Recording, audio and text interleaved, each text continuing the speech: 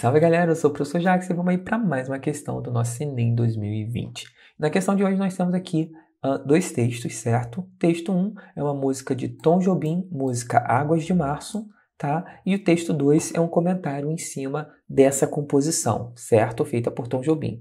Quando nós temos dois textos, é sempre interessante você ler primeiro o enunciado, aqui a pergunta, uma vez que ler os dois textos vai demandar muito tempo. Então, lendo o enunciado, você pelo menos vai direcionar o seu foco em alguma coisa específica do texto, ou o que é mais importante, certo? Então vamos aqui, ó. Ao situar a composição no panorama cultural brasileiro, o texto 2 destaca, ou seja, o texto 2, ela situa a composição. Que composição? Que é o texto 1. O texto 1 é uma composição de Tom Jobim, certo? Então, o nosso foco vai ser o seguinte: ao situar o panorama cultural brasileiro, o texto 2 destaca qual é o destaque feito no texto 2 em cima da composição do texto 1. Essa é a pergunta. Então vamos ler aqui, ó. Texto 1. É pau, é pedra, é o fim do caminho, é um resto de toco, é um pouco sozinho, é um caco de vidro, é a vida, é o sol, é a noite, é a morte, é o laço, é o anzol. É a peroba do campo, é o nó da madeira, caingá, candeia, é o matita pereira. Tom Jobim, Águas de Março, certo? Então, vamos aqui para o texto 2. A princípio, o texto 1 é só uma música, o texto 2 é o que nos interessa de verdade, que é os comentários em cima do texto 1. Começa o seguinte: a inspiração súbita e certeira do compositor serve ainda de exemplo do lema antigo: nada vem do nada. O que ele está dizendo? Que Tom Jobim, quando compôs essa música, ele não tirou ela do nada, tá? Mesmo que ele tenha uma inspiração súbita e certeira, foi excelente, é considerada uma música excelente, essa música Tom Jobim. Ainda assim, ele não tirou essa música do nada. Aí, como continua aqui: para ninguém, nem mesmo para Tom Jobim, ou seja, ninguém consegue fugir desse lema, nada vem do nada, ninguém foge disso, nem mesmo Tom Jobim. Aí começa aqui, ó. Duas fontes são razoavelmente conhecidas.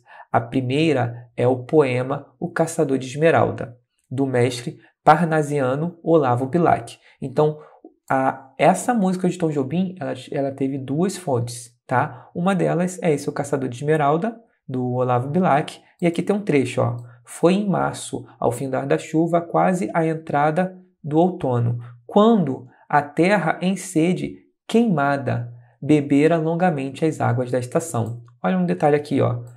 Foi em março, ao findar da chuva. Olha o nome da música do Tom Jobim: Águas de Março. Então, já é uma conexão aqui, tá? Então, Tom Jobim utilizou essa fonte para compor a sua música Águas de Março. E aqui ainda continua: e a outra é um ponto de macumba gravado com sucesso por J.B. Carvalho, do Conjunto Tupi. Então aqui o Conjunto Tupi, eles têm essa música e olha o trecho: é pau, é pedra, é seixo miúdo, roda de baiana por cima de tudo. É pau, é pedra, e olha só aqui na música de Tom Jobim: é pau, é pedra. Então ele se inspirou em duas coisas, em duas músicas, certo? Para compor a sua música Águas de Março. Tom Jobim se inspirou em duas fontes. Mas ele copiou? Não, olha só, o último comentário é o seguinte: combinar Olavo Bilac e macumba já seria bom, mas o que se vê em Águas de Março vai muito além.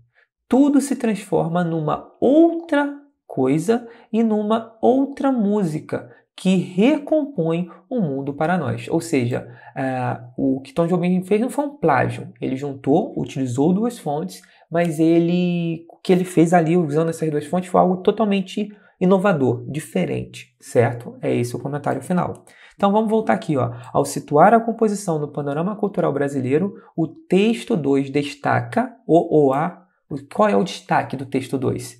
É o diálogo que a letra da canção estabelece com diferentes tradições da cultura nacional? Yes. Esse é o nosso gabarito.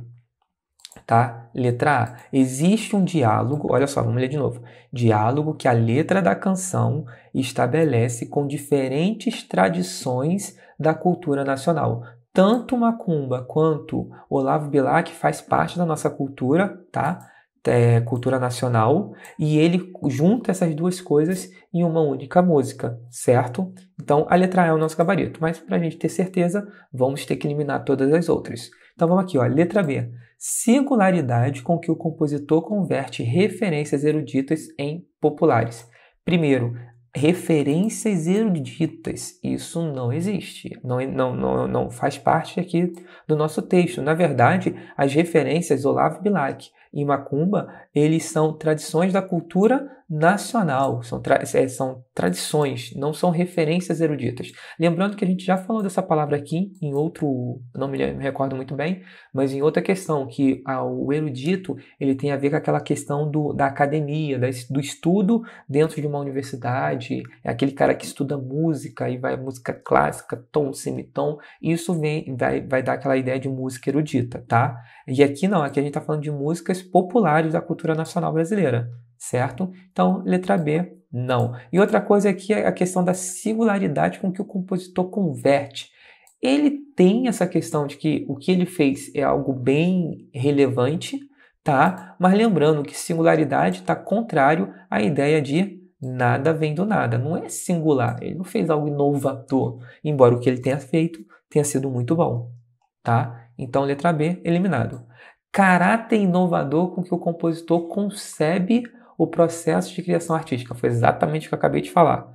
O que ele fez não tem um caráter inovador. É natural. As pessoas pegam a fonte A, a fonte B, junta e gera ali um novo produto. É natural. Então, ele não fez uma música do zero, certo? Ele se inspirou em duas fontes. Então, não tem esse caráter inovador, certo? Isso é até comum. As pessoas fazem isso no seu dia a dia. Então, letra C, não tem nada a ver com o que o texto 2 está ali, ó, com o destaque do texto 2, certo? Letra D. Essa letra D ela é difícil de interpretar, então vamos ler com calma. Relativização que a letra da canção promove na concepção tradicional de originalidade. Bem, vamos lá. Concepção tradicional de originalidade. É aquela coisa que eu fiz algo totalmente do zero, certo? Minha produção, minha música, ela não foi inspirada no trabalho de ninguém. E a letra da canção promove essa concepção de originalidade, ela relativiza, melhor dizendo, ela relativiza essa concepção de originalidade? Não, isso não acontece na letra da canção. A ideia é, eu junto duas letras em uma, certo? E gero um novo produto. Porém, o ato de juntar essas duas letras não gera uma relativização. O que gera uma relativização? É eu pegar essa letra que eu produzi e discutir ela. A música em si produzida não está falando de relatividade, de originalidade. Vocês entenderam? É sutil. E lembrando que o nosso foco aqui é o texto 2, né? A letra da música em si não é discutido no texto 2 a letra da música. Esse é um ponto.